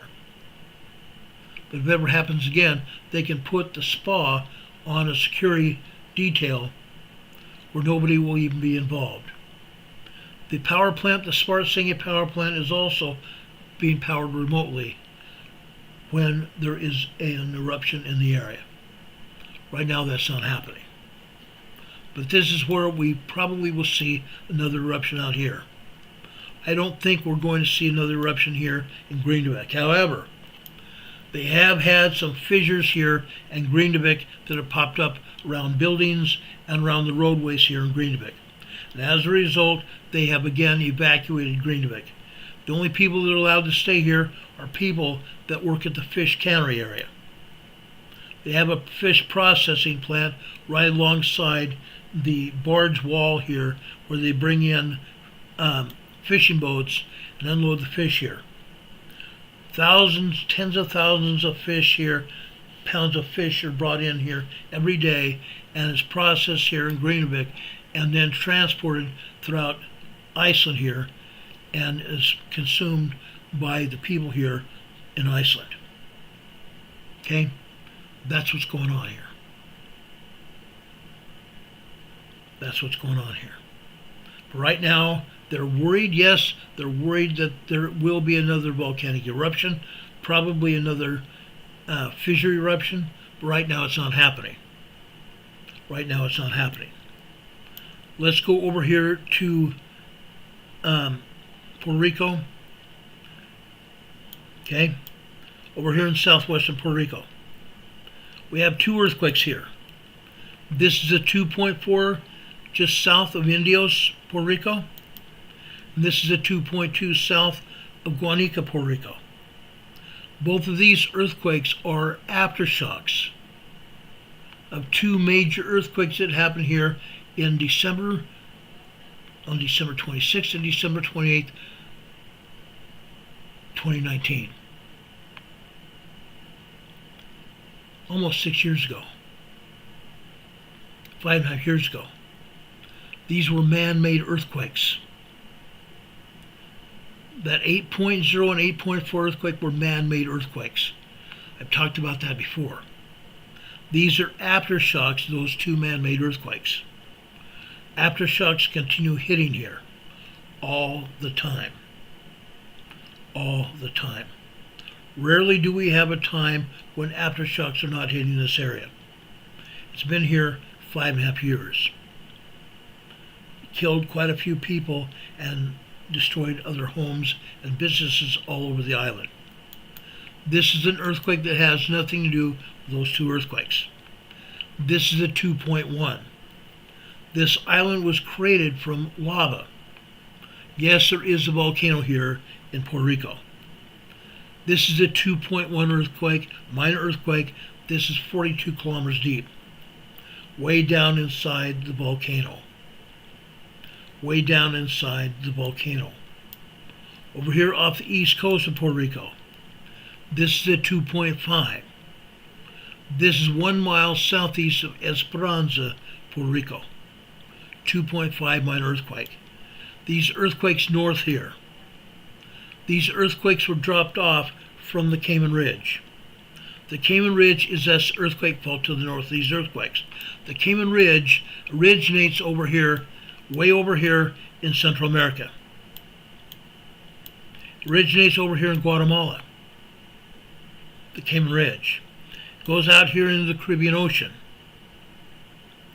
Then it goes north here. Goes north here. Okay? Goes north for about 200 meters. I'm sorry, 200 kilometers. Then it continues eastbound here. It goes just south of the Cayman Islands here. Goes north of Jamaica. It skirts the south side of Cuba here. It continues eastbound north of Haiti and north of the Dominican Republic. It continues eastbound north of Puerto Rico. That's where we have these earthquakes here. These earthquakes were energy from Central America. This is a 3.1 earthquake here, 94 kilometers north of Isabela, Puerto Rico. This earthquake here is a 3.1 small earthquake, 94 kilometers north of Isabela, Puerto Rico. This is a 3.3 here, 116 kilometers north of San Juan, Puerto Rico. This earthquake here is a 4.0. 4.0. This is 143 kilometers northeast of Vieques, Puerto Rico. A small island tourist trap of Puerto Rico that mostly only sailboats go to. All three of these earthquakes, small earthquakes, originated from Central America. Then the Cayman Ridge goes back out east, out here into the Atlantic Ocean. Then it comes out here and drops just east of the Leeward Islands here. Leeward Islands here. Just a few minutes ago we had a 4.1 earthquake here near Guadalupe Island. Location, Nepal class light, magnitude 4.1, 6 minutes ago. 4.1 over in the Himalaya Mountains near Nepal, over there between India, over in the Himalaya Mountains between India and China. Anyway, this Cayman Ridge goes south over here, east of the Leeward Islands. Again, just a little bit ago we had a 4.1 earthquake over here near Guadalupe Island here in the Leeward Islands. Okay? The Cayman Ridge continues south over here until it gets out here just east of Venezuela. Then it abruptly turns westbound in here towards Venezuela and continues west just south of Grenada in this area here. The Cayman Ridge, guys. The Cayman Ridge. It causes earthquakes. Causes earthquakes. Now, I'm going to go up here into central U.S. This is Luray, Kansas. Luray, Kansas. This is a 3.0 earthquake here. Small earthquake. Let's go over here into Kansas and check it out. Maybe we'll see why it happened. Okay? Maybe we'll see what happened. Now, already I'm seeing a drill point. Oil and gas here. Just east of this earthquake, we have a drill point. Right here. What is this? This is water. This is treated sewage water. Treated sewage water that is injected into the drill holes here, or man has drilled into the center of the earth here, not the center, but drilled into the crust of the earth here, and they do that to obtain gas and oil. That's what they're doing here. So this is a 3.0 earthquake related to oil and gas drilling. Oil and gas quake here. Luray, Kansas. This is 5.5 kilometers deep. Okay? Oil and gas earthquake. North of there, right here, is another oil and gas platform there. They're all over here. Anytime there's an oil and gas platform not more than 10 kilometers from the earthquake, it's an oil and gas earthquake. Okay? That's here in Kansas. Let's back out here. Go down here. This is Bridge Creek, Oklahoma. There are 586,000 oil and gas platforms, oil and gas pumps and jacks here in Oklahoma. 586,000 oil and gas platforms here. This is a 0.4 microquake. Let's look and see what happens here. Look at this. Again, we're seeing oil and gas platforms here, all over this area. This 0.4 microquake is an oil and gas earthquake. And south here we see more oil and gas platforms all over. Okay, let's drop down south here. This is a 1.6 tremor.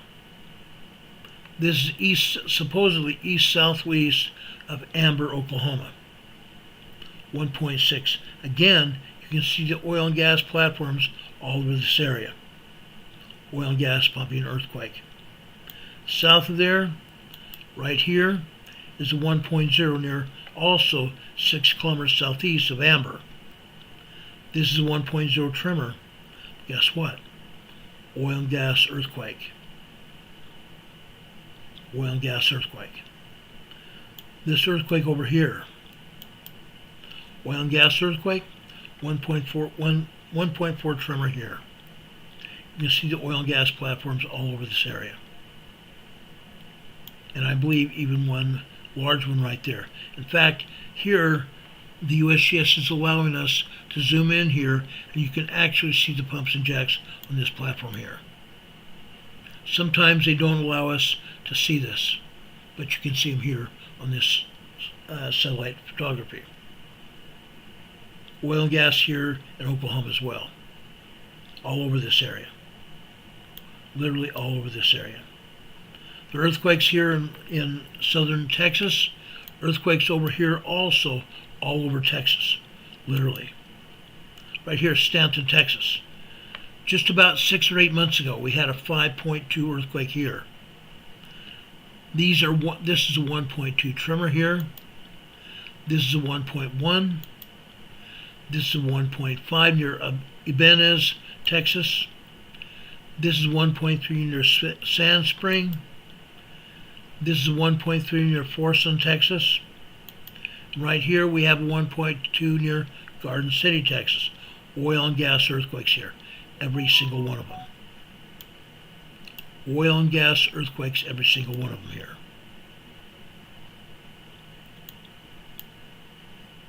Look at that. Right in the middle of an oil and gas field here. You see what I'm talking about. Let's go over here to southwestern Texas. Okay, we're seeing earthquakes here. Stockton, Texas, Fort Stockton. This is a 1.7 tremor here. Let's go north here. Toyah, Texas. Oil and gas platforms all over Toyah, Texas here. Also another earthquake here. This is a 1.5. You see a red earthquake here. This is a 2.2 also, 41 kilometers northwest of Toyah. This is a 2.2 earthquake here. This is a 2.0 earthquake here, Toyah, Texas. Oil and gas earthquakes. North of Toyah here, this is 1.6 also, 51 kilometers northwest of Toyah. Then we can come over here, okay? They say, USGS is saying this is in New Mexico. It's not. It's not. Okay? 2.0 earthquake here in southwestern Texas here. This is a 1.5. This is a 1.6 here. 2.0 earthquake here. And this is a 1.8. Oil and gas earthquakes all over Texas. Literally all over Texas. California, we're going to talk about California tomorrow. Earthquakes here. Why? This is different. These are all earthquakes having to do with faults. Earthquakes having to do with faults. We have a brand new red earthquake here. This is Fallbrook, California. 1.0 earthquake in tremor in Fallbrook. This one further south here is in San Diego County Estates, east of Ramona, California. This is 1.4 tremor. Let's go to LA. Willowbrook, California. 1.3 here. We have earthquakes out here. This is west of Malibu. West of Malibu, California. This is 1.6 here. There's a good sized swarm of earthquakes here. This is 1.4. This is 1.7. This is a 2.2 minor earthquake. This is 1.2. This is 1.5. 1.6, 1.5, and this is 1.4. Right here on the edge of Malibu. Right here on the edge of Malibu. Why? What's going on here? The edge of the plate. The Pacific plate here. The Pacific plate interacting with the North American plate. The Pacific plate interacting with the North American plate. That's what's happening here. Now, yes, there are other earthquakes here north of there. The Oceanic Fault right here. Atascadero, California, a 2.0 here on the Oceanic Fault. Oceanic Fault. We go north into Monterey Bay. Monterey Bay here. This is a 1.8 tremor here. Monterey Bay. Okay? North of there on the San Andreas. This is Portola Valley, California. Portola Valley, California. That's a 1.7 tremor. North of there.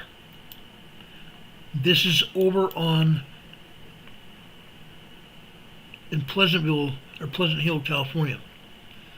This is on the Hayward. Actually, this is right between the Hayward and the Calaveras Fault. Right between the Hayward and the Calaveras Fault. 2.9 earthquake here near Pleasant Hill, California. North of there, on the north side of San Francisco Bay here, we have a 1.6 quarry blast. Let's zoom in here and take a look at this. I don't like it when USGS says it's a quarry blast because many times they don't know what they're talking about. Let's zoom in here. Yes, it's near a quarry.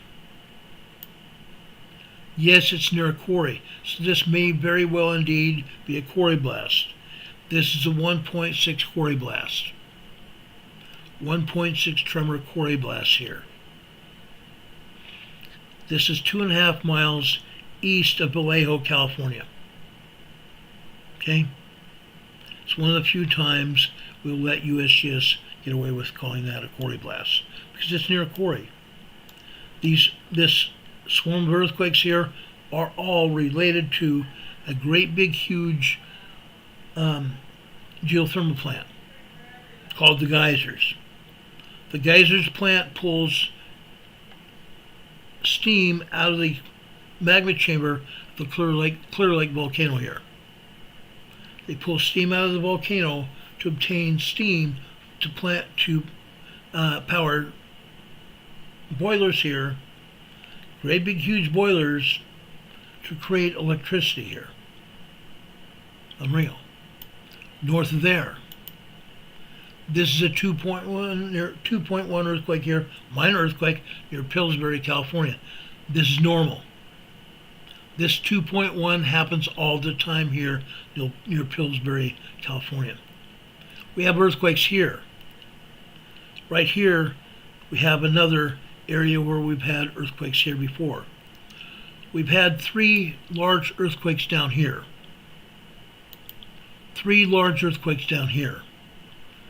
We may see more earthquakes here, but north here. This is a 2.1 earthquake here. This is a 4.2 here. 9 kilometers north-northeast of Lake Pillsbury, California. Okay, a 4.2 earthquake here. You can see the aftershocks here.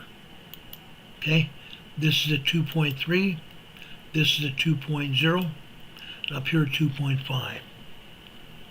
Earthquakes after a 4.2 moderate earthquake hit here. Okay, that's what's going on. Those are the largest earthquakes that have hit around the globe. Okay, over here, Pistol River, Oregon. They say this is an explosion here. I have not been contacted, nor have I been able to find an explosion here. This is a tremor. Unless the authorities are harvesting trees here. This is the middle of a forest. This is a 1.7 tremor here. USGS calls this an explosion. USGS is out of its explosive mind. USBS is out of its explosive mind. Demon Catman says trees are taking it easy too. Yes, I think they are. I think they are. Now you don't see any activity at all over here in Oregon except for that. We go up here to Mount Rainier. They're not showing anything at Mount St. Helens, but they're showing activity here at Mount Rainier. This is a 0.9, 1.0 tremor here at Mount Rainier. I'm going to show you by Wednesday this week that this is volcanic related. Mount Rainier and Mount St. Helens are getting ready to erupt. All kinds of activity here. This is a 1.0 tremor here, and just west of that volcano here is a 0.3 microquake. Okay, Mount Rainier. And yes, if you look at the map, they're saying this is northeast of Ashford, Washington. Again, for the most part, USGS will not take any responsibility for telling us that these earthquakes are at volcanoes. Yet they are. And you can plainly see that. You can plainly see that. Over here, just east of the Puget Sound here. East of Puget Sound here, we have a 1.2 tremor here. This is at Englewood, Finn Hill, Washington. Englewood, Finn Hill, Washington. 1.2 tremor. Up here, Abbotsford, Canada. They say this is an explosion near Abbotsford, Canada. Let's take a look for kicks and giggles. An explosion. Really? Explosion very near a town? Very near a lot of farming? No, I don't think so. I don't think so. Yes, there's a quarry just south of there.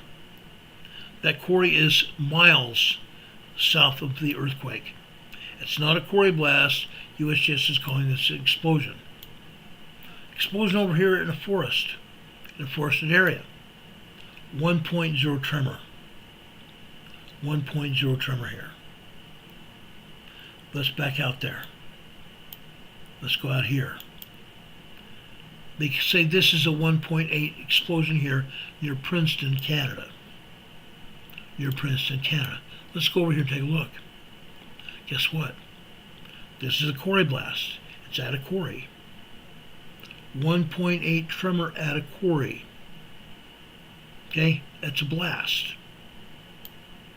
Sometimes USGS screws this up as well. They call it quarry blast when it's way out into the forest. I've seen it happen many times. Miles and miles from the quarry, and it's not. It has nothing to do with the quarry. Okay, I want to show you that. Okay? Does anybody have any questions for me? I'm happy to answer any questions that you might have about anything we may have told you tonight. Michael Kearney says, good one, Mr. Ron. Thank you. Now, I should have shown you when we were showing you those explosions out in the middle of the trees. My buddy Demon Catman, you see here, is one of our mods. Very good friend of mine. He sent me a picture that I will never forget. Let me see if I've got it here in my bag of tricks here. I might.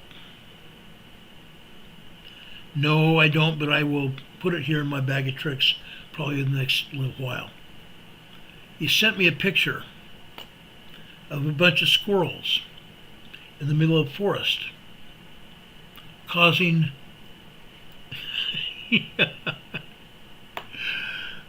causing explosion in a tree.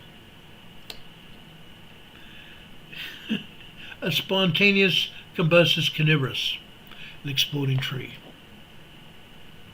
Demon Catman, I thought that was funny. Yes, I have it on my computer, and I will put it back here in my broadcasting software. So when we have another tree explosion, we can show that, because it's funny.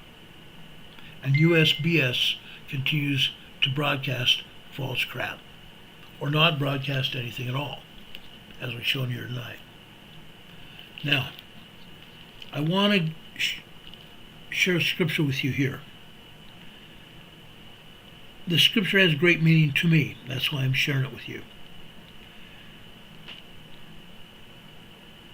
I've had a lot of things go through my mind in the past few weeks. And quite frankly, I shared a lot about my life with you, trying to help you all to find power and truth in your own life. There's a scripture here written by a prophet. I, Nephi, having been born of goodly parents, therefore I was taught somewhat in the learning of my father, and having seen many afflictions in the course of my days, nevertheless having been favored of the Lord in all my days, yea, having had a great knowledge of the goodness and the mysteries of God, therefore I make a record of my proceedings in my days. Brothers and sisters, what I've been showing you in the past week, or not showing you, but sharing with you in the past week, are things that are important to me. I'm trying to share this information for you, so you can make stories out of your own life and write things down in your own life. Make records of things that happen in your life. Write them down. Keep a journal, if you will. You can call it a journal. Write stuff down. Make a record. Because one day your grandchildren and great-grandchildren and other people will look back on this record that you've kept and say the same thing. I, Richard, being born of goodly parents.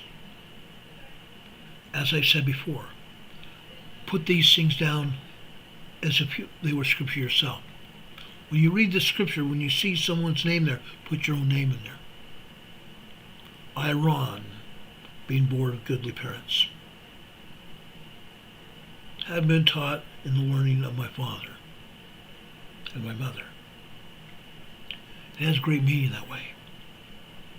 It has a lot of great meaning. Brothers and sisters, you know that I love the gospel of Jesus Christ. I have a testimony that Jesus Christ lives. He and our Heavenly Father answer our prayers. If you're having a hard day, thank the Lord for what you've had and for your many blessings. And ask the Lord to help you and to bless your lives. And I know He will. May God bless you this day and always. I love the Lord. I ask the Lord's blessings to be upon each one of you and your families. May God bless you and be with you all your days. We will see you tomorrow night, same time, same station. Be here with us. God be with you until we meet again. We'll see you on the other side. Good night, everybody. I love you very much. See you soon.